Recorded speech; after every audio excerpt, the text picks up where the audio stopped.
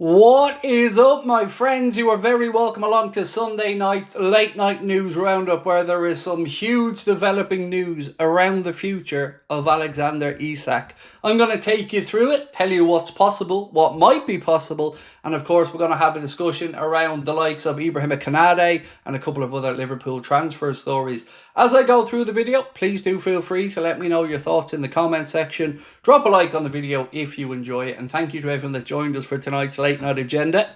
If you would like the news before we come to a video with it, remember, sign up to the Anfield Agenda WhatsApp channel by scanning that QR code on the screen and join the other 9,000 people that have come in over our first 3 weeks. And thank you to everyone who has joined already. Right, folks, I'm going to go into the story around Esak, what his agent said, the change in the stance from Newcastle. But before I do, I want to just talk about numbers for a second. So this is the current net spendometer that we have. As you can see, Liverpool currently with a net spend there of about £230 million. Obviously, agents' fees or anything like that not included. We've signed Mamardashvili, Frimpong, Pexi, Wirtz, Kirkes, and obviously Hugo Ekitike coming in as well. And sales there has been Nat Phillips, Jarell Kwanzaa, Trent Alexander-Arnold, and Caoimhín Kelleher. Now, I've ran through some numbers, and again, I think Liverpool can bring in total of about £310 million this summer. And that's without the likes of KONATE. And we're going to talk about KONATE in this video as well. But if we sold, let's say, Kelleher 18, Kwanzaa 35, Darwin 50, Diaz 80, Elliott 40, Morton 15, Costas 17 or 18, Doak 25, Trent we got 10, Phillips we got 3, Chiesa 15. That's a total of just over £300 million, which is why Liverpool may have the possibility of spending over £500 million in this transfer window and still be absolutely fine. Now, let's get into the Esak story, because credit Magpie Media for this one. They said, breaking: Newcastle United striker Alexander Isak's agent, speaking to the Saudi Arabian newspaper Ariyadia, said this: "We are studying and analysing our options, and we may be close to finalising the next step for the player without revealing any details of a transfer." Now, that's from the agent himself, like I've said, without revealing any details of a transfer. So it clearly looks as if there could be a move for Esak, and it may be to Al Hilal, it may be to Liverpool, it may be someone we haven't spoken about. But also breaking tonight from Tanziloic, if you want to give this person a follow on social media, it's at TANZILOIC. They said Al Hilal have already started talks with Alexander Isak's entourage and knows the terms of a transfer. Newcastle are asking for 130 million. Esak has agreed to open negotiations with the Saudis without confirming a move there, but to at least listen to the financial and sporting arguments of the club.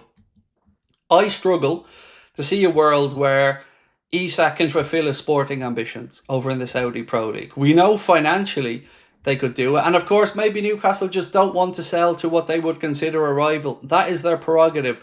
But it is, again, not a great situation there for Alexander Isak, because he's seen Newcastle not really be able to strengthen in and around him in this window so far, just bringing in Anthony Elanga, missing out on the likes of Trafford and many others that I've listed. So, well, they haven't missed Trafford yet, but he could be gone to Manchester City. So we're wondering now, what is the stance? Is it not for sale to Liverpool or not for sale full stop? And if Newcastle had have even talked to us about this sale, they probably could have had a better run of Hugo Ekitike. L'Equipe are reporting that Newcastle are demanding £113 million for Alexander Isak, who has now agreed to open negotiations with Al Hilal. So if Isak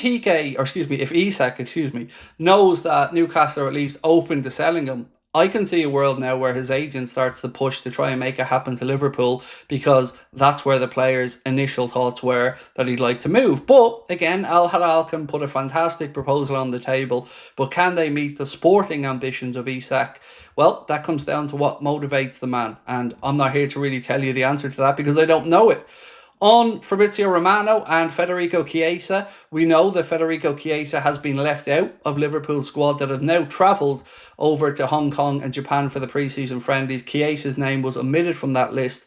James Pearce tried to toe the company line a little bit and say that it was because of a tailored programme or injury concerns, but ultimately it's because he's going to move on. Romano said Chiesa has been left out of Liverpool's pre-season tour squad as he's expected to depart the club this summer.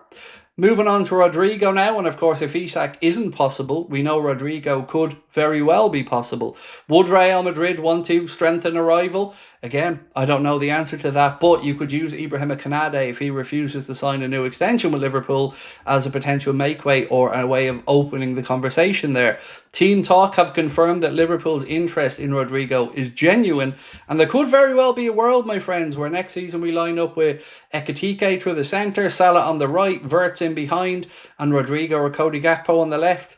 And I tell you what, as much as missing out on Esak would be sad, that wouldn't be too shabby of a backup plan.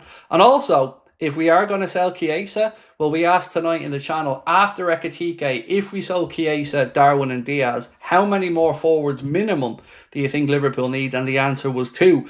For what it's worth, my best guess is 2 out of 4. And those 4, Esak, Rodrigo, Gordon, and Malik Fofana. They are who I think two of the most likely options will come from that 4. That's just my opinion though. Caught Offside have said that Liverpool are interested in Zabarni, from Bournemouth. We mentioned this earlier on. Newcastle looking for a centre-back themselves. If they had more money, who knows? We know PSG have had a massive offer turned down, and Spurs have also been mentioned as a possible destination. Fabrizio Romano then backing up what L'Equipe said earlier on, saying Real Madrid have contacted Liverpool to ask if there's an offer that would convince them to sell Ibu immediately. And like we've said, I think this is going to come down to KONATE and what he communicates to the club. If Ibu says to Liverpool that there's no world that he's going to sign a new deal, then Liverpool won't want to lose him for free, and they probably have to come to the negotiating table with Real Madrid. And hopefully that would see the Rodrigo situation be visited from our side. But until KONATE makes that declaration to Liverpool, I think this is why we've had a pause in Liverpool's recruiting of a centre-back. If he goes, then maybe we look at Mark Gay and a young centre-back. Maybe we look at Zabarni, like I've mentioned. Maybe we look at other centre-back targets. But I think KONATE holds the key, and Liverpool will probably want that answer soon enough. He is on the plane, of course, with the likes of Luis Diaz heading over to the pre-season tour right now. Some of the younger players on there as well. Stevenson, young Rio went with them as well. So best of luck to all of those guys in their pre-season. The highlights from Liverpool's 5-0 pre-season victory over Stoke that was played behind closed doors. That is currently up on All Red on the Liverpool website if you want to go and check it out. Darwin bagged himself a hat-trick. There was a goal for young Rio and a goal for Federico as well at the end of it. That is pretty much it from me for tonight, ladies and gentlemen. But the big news right now is Esak could be on the move. It might not necessarily be to Liverpool, but Newcastle's resolve is certainly being tested, and I want to know what you think happens next. I will, of course, be back tomorrow, same time, same place. Until then, thank you for watching. Hope to see you in the WhatsApp channel soon. Enjoy. Much love.